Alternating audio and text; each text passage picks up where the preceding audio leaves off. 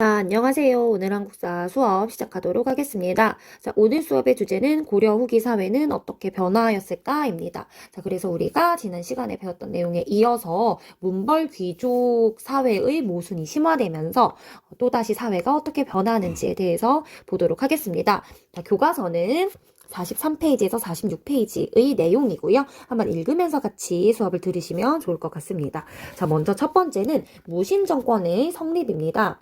일단 문벌 귀족 사회의 동요는 우리가 이자겸의 난이라든지 이자겸의 난 그리고 묘청의 서경천도 운동, 묘청의 난 같은 걸로 우리가 봤어요. 그러면서 왕권은 점점 약해지고 그리고 실제로 모순점이 많이 발생을 하면서 개혁이 필요한데 개혁이 제대로 이루어지지 않아요. 그런 데다가 왕은 오히려 더 향락에 빠져서 실정을 거듭하는 그러한 좀 모순이 거듭되는 상황에서 이 당시에 문벌귀족 사회였기 때문에 문신을 우대하는 분위기가 있었고 무신을 차별하는 분위기가 상당히 많았어요. 그래서 무신은 승진에도 제한을 받았고 그리고 젊은 문신들에게도 모욕을 당하는 일들도 있었다고 합니다. 그리고 하급 군인 같은 경우도 자신들의 일 외에도 자벽, 그러니까 쓸데없는 일 같은데 막 동원이 돼가지고 경비를 서거나 뭐 일을 한다든지 이런 것들이 많아서 이 불만이 점점점 쌓이고 있었는데 이러던 불만이 한순간에 팍 하고 폭발하는 사건이 일어나게 됩니다.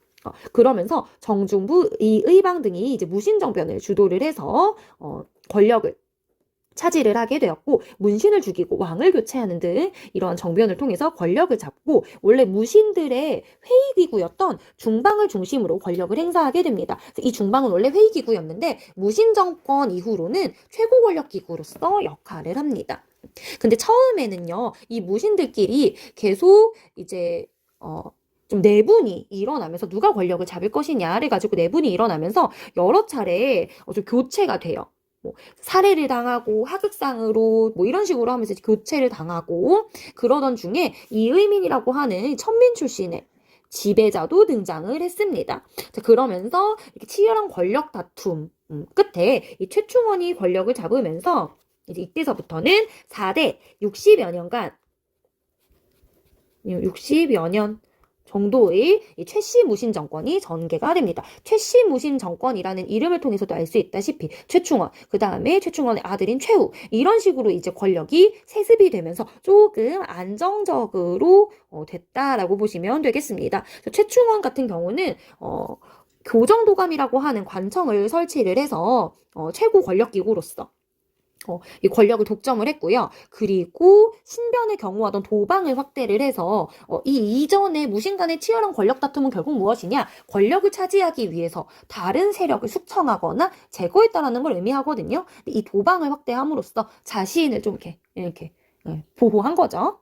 그리고 이 최충원의 뒤를 이은 최우는 자신의 집에 정방이라고 하는 걸 설치했는데 이 정방은 바로 문무백관, 그러니까 이 인사 있죠, 인사. 관리를 어떻게 등용할 것인지 이런 인사권을 가지고 있는 이런 기구인데요. 이거를 자기 집에 설치를 했어요.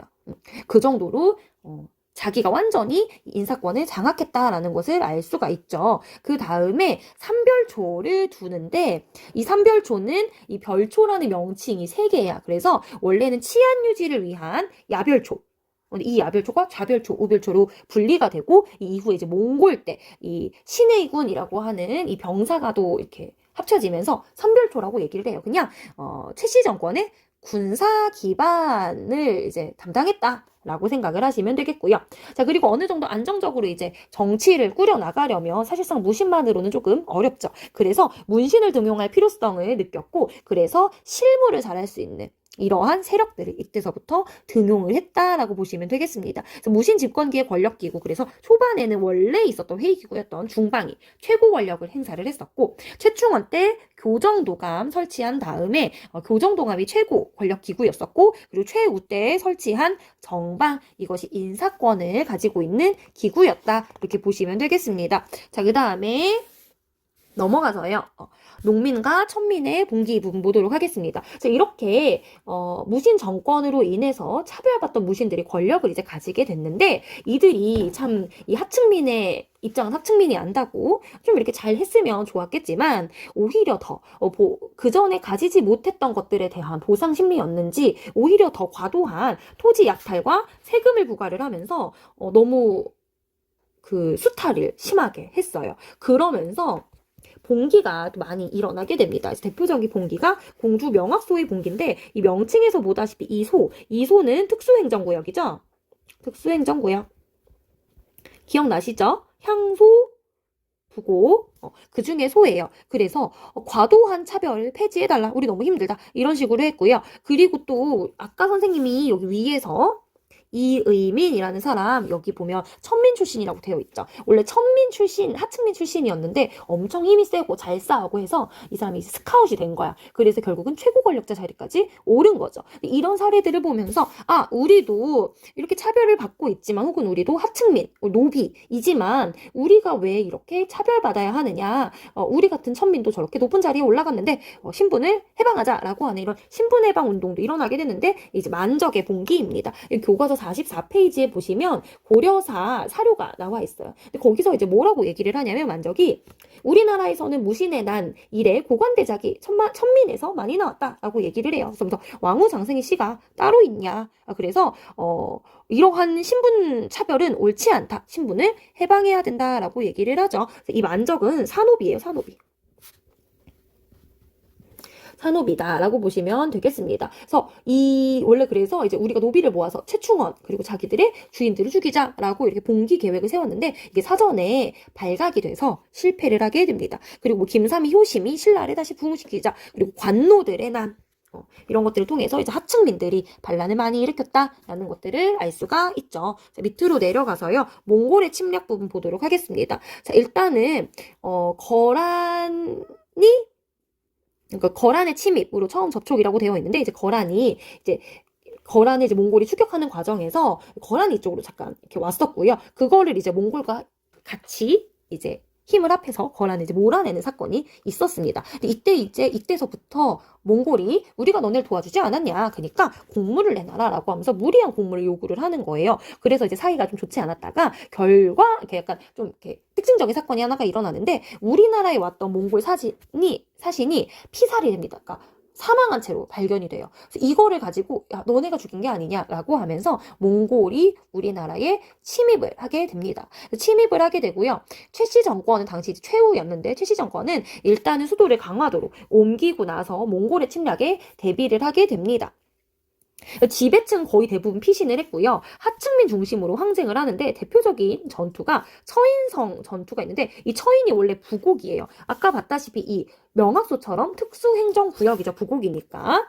여기도 특수행정구역인데 이곳에 있던 이제 부곡민들이 여기를 스스로 이제 지키기 위해서 엄청나게 이제 노력을 한 거죠. 그래서 몽골 전수였던 살리타를 사살하기도 했어요. 이 당시 이제 김윤우가 이 부곡민들의 참여를 이렇게 좀 하기 위해서 여기서 공을 세우면 다 상을 받을 수 있다라고 하면서 막 격려를 했다라는 기록들이 있어요. 그리고 충주성에서도 지배층은 다 피신하고 노비 중심으로 남아서 이 성을 지키는 이러한 군대를 운영을 했다. 그래서 실제로 몽골군을 물리쳤어요. 그렇지만 이러한 몽골의 항쟁으로 사실상 백성들은 엄청나게 큰 고통을 입었다라고 보시면 되겠고요. 결국에는 최씨 정권이 붕괴가 되면서 여기입니다. 붕괴가 되면서 몽골과 강화를 하고 이제 개경으로 환도를 하기로 하는데 이 과정에서 최씨 정권의 군사적인 기반이었던 삼별초가 우리는 개경으로 환도할 수 없다라고 하면서 끝까지 몽골과 싸우겠다라고 하면서 강화도에서 봉기를 하게 됩니다. 원래 수도였었죠. 강화에서 봉기를 해서요. 그러니까 이제 고려군과 몽골이 함께 이제 삼별초를 쫓게 되죠. 그래서 이제 강화도에서 진도로 근거지로 옮겼다가 제주도까지 가면서 3년 동안 항전을 했지만 고려와 몽골의 연합군에 의해서 진압이 됩니다. 그리고 몽골이 사실상 우리가 이제 수도를 강화로 선도를 했지만 우리 고려의 모든 문화재들은 다 본토에 있잖아요. 그러니까 이 전쟁으로 인해서 많은 문화재들이 이제 손실이 되는데 대표적인 게 이제 초조대장경. 초조대장경은 대장경인데요. 이 대장경은 경전을 총망라한 것을 얘기를 하고 거란이 침입했을 때 부처님의 힘으로 거란을 몰아내자라고 하면서 이제 만든 건데 이게 이때 소실이 됩니다. 또 이때 만들어요. 제조대장경을. 이게 현재 지금 남아있는 8만대장경이죠. 그리고 신라 때 건립한 황룡사 9층 목탑도 이때 소실이 됩니다. 그래서 지금 현재 남아있지가 않고요. 그리고 국토도 엄청나게 황폐해진다라고 볼 수 있습니다. 그래서 사실상 우리가 몽골의 침략에서 어느 정도 계속해서 항전을 했다라고는 얘기를 하지만 사실상은 우리가 많은 피해를 입었다라고 볼 수가 있겠습니다. 자, 밑으로 내려가서 원의 간섭 보도록 할게요. 자, 먼저 우리가 독립국의 지위는 유지를 하지만 아무래도 몽골과 강화를 맺고 나서 우리가 원의 사위국가가 됩니다. 그러니까 공주랑 결혼을 하는 거죠. 사위국가가 되면서 우리가 원에 비해서 한 단계 낮은 자식국가가 된 거예요. 그래서 모든 호칭과 관제가 격하, 한 단계 아래로 떨어집니다. 그래서 폐하, 태자라고 불렀던 걸 전하, 세자라고 부르고요. 이때서부터 무슨 종, 그래서 뭐 성종 이런 표현 못 쓰고요. 왕으로 바꿔요. 그리고 또 이제 충성할 충자를 붙여서 충땡왕 이런 식으로 이름을 붙이죠. 그리고 그 전에 우리 성체제 있죠. 이 성체도 다 부 이런 식으로 바꿔요. 원은 사, 부도 사 이런 식으로 한 단계씩 다 아래로 떨어진다라고 보시면 되겠고요. 그리고 나서 이제 원이 내정 간섭을 합니다. 그래서 다루가치라고 하는 이 감찰관을 파견을 해서 우리를 계속해서 감시하고 감섭하고요. 그리고 원래 일본을 원정을 가겠다라고 해서 우리나라의 정동행성이라고 하는 기구를 설치를 하는데 결국 일본 원정은 실패를 하지만 계속 남겨서 내정 간섭 기구로 활용을 한다. 그리고 영토도 상실을 하는데 철령 이북의 땅을 편입을 하면서 쌍성총관부를 설치를 하고 서경에는 동령부, 제주도에는 탐라총관부를 설치를 해서 우리의 영토도 빼앗아 갔다. 자, 그 다음에 물품 인적 수탈이 상당히 심했는데 뭐 특산품 수탈도 심했지만 정말 심했던 것 중에 하나는 공여와 환관. 이게 상당히 좀 심각한 문제였다. 라고 볼 수가 있겠고요. 그리고 서로 문화적인 교류도 있으면서 우리나라에는 몽골풍이 유행을 했고 그리고 몽골에는 고려양이 유행을 합니다. 그리고 이 공여로 보내고 싶지 않아서 조혼, 일찍 결혼을 해서 공여로 보내지 않으려는 이런 조혼 풍습도 유행을 했다라고 보시면 되겠습니다. 마음이 아프죠? 자, 그러면서 원 간섭기의 부원 세력은 원에 붙어서 뭐 통역이라든지 아니면은 이때 아까 여기 환관 보냈다고 했잖아요. 뭐 환관 세력이라든지 이런 식으로 원과 관계를 맺으면서 세력을 키운 이러한 부원 세력과 원래 있었던 문벌귀족 그리고 무신집권기에 성장했던 이런 가문들이 권력과 이런 것들을 이제 모아서 권문세족이라고 하는 하나의 이 지배층을 형성을 하게 됩니다. 이들의 특징은요. 거의 음서를 활용해서 관측에 진출을 했고요. 그리고 도평의사사를 장악을 하는데 이 도평의사사는 도병마사 아시죠? 도병마사가 개편된 기구예요. 근데 개편된 기구인데 우리가 이전에 몽골과 전쟁을 엄청 길게 했잖아. 그러면서 거의 최고 기구가 되는 그러한 기구라고 볼 수가 있는데 여기를 다 장악을 해서 권력을 다 독점을 하고요. 그리고 대농장을 소유를 해서 돈도 되게 많았고요. 그러다 보니까 여기에 있는 농민들을 막 이렇게 장악을 하고 못 살게 구는 이런 식으로 해서 사회를 어렵게 하고 모순을 심화시키는 이러한 세력이었다라고 보시면 되겠고요. 당연히 골칫거리였겠죠. 그래서 공민왕이 좀 개혁 그리고 권문세족들이나 이 원의 간섭을 좀 물리치려고 하는 이런 반원 개혁 정치를 펼칩니다. 그래서 배경은 권문세족 너무 심하다. 횡포에 대한 불만. 게다가 원나라의 세력이 조금 약해졌어요. 국제적으로 원나라가 쇠퇴하고 새롭게 명나라가 이제 건국이 되는 원명 교체기였기 때문에 이를 이용을 해서 몽고풍을 금지하고 친원 세력을 숙청하고 정동행성 이문서 우리 아까 정동행성 배웠죠? 우리나라의 내정 간섭 기관 이들도 폐지를 하고 관제도 복구하고 그리고 우리가 빼앗겼던 영토였던 쌍성 총관부도 다시 공격을 해서 영토를 회복하면서 확장하는 이러한 반원 자주 정책을 펼칩니다. 이 기철은요, 여러분 기황후라고 들어보셨나요? 이때 공녀로 간 사람들 중에서 원의 황후 자리까지 오른 여성이 있었는데 그 여성의 오빠예요. 그러니까 이 원나라 황후를 등에 업고서 우리나라에서 막 이렇게 권력을 행사를 한 거죠. 밑으로 내려가서 왕권 강화 정책 보도록 하겠습니다. 정방을 폐지를 해서 인사권을 원래 인사권이 좀 사사롭게 있었던 것을 아예 국왕이 가지고 오게 되고요. 그리고 신진사대부터 새로운 세력을 등용을 해서 권문세족을 견제하려고 한 거죠. 그리고 권문세족의 세력 기반이 아까 뭐라고 했죠? 위로 올라가시면 농장과 노비라고 했죠. 근데 이 권문세족이 농장과 노비를 정당하게 취득을 했을까? 분명히 이 과정에서 불법적인 것들이 있었을 거예요. 그래서 전민 변정 도감, 이거는 전민에서 토지와 백성을 조사해서 정말 불법으로 혹시라도 토지를 빼앗기거나 혹은 노비가 된 자가 있다면 이들을 원래 신분 혹은 원래 토지 주인에게 돌려주는 것을 이제 전민 변정도감이라고 하고, 승려였던 신돈을 등용을 해서 이 도감을 운영을 하게 했는데, 결국은 권문세족의 반대로 인해서 신돈이 제거되고 공민왕이 시해되고, 근데 이제 신진사대부가 이것을 사실 좀 막아줘야 되는데 권문세족에 비해서 너무 신진사대부는 이때 세력이 크지가 않았어요. 그래서 결국은 개혁이 성공적으로 끝이 나지는 못하게 된다. 자, 그러면서 신진사대부는 계속해서 성장을 하고 있었어요. 그래서 과거제 그리고 성균관이라고 하는 국가 최고기관, 국가 최고 잘못 썼네요.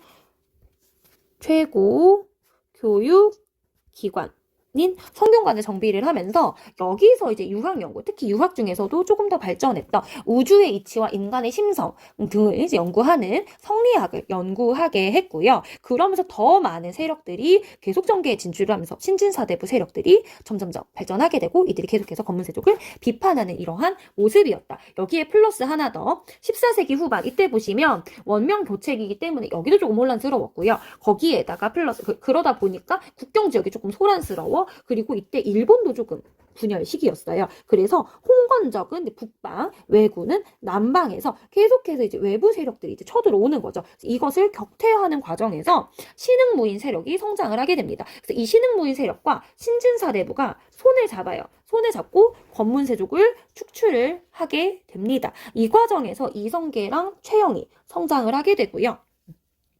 그러다가 이제 명이, 이때 이제 원명 교체기라고 했죠. 이때 명이 이제 우리에게 천령 이붕했다. 이때 수복했던 요 땅을 다시 내놔라라고 하니까 이제 우왕이 이성계를 시켜서 너 요동 정벌 가서 명나라한테 가서 본때를 보여줘라 라고 한 거죠. 근데 아무리 생각해도 이성계가 이것은 성공할 만한 작전이 아니다 라고 해서 위화도, 그 압록강 쪽에 있는 섬이에요. 여기서 다시 회군을 해서 권력을 잡고 결국은 이것이 조선의 건국으로까지 이어진다. 그래서 오늘 수업은 여기까지 하겠고요. 여기과 관련된 활동 이제 곧 하도록 하겠습니다. 자, 수업은 여기까지 할게요.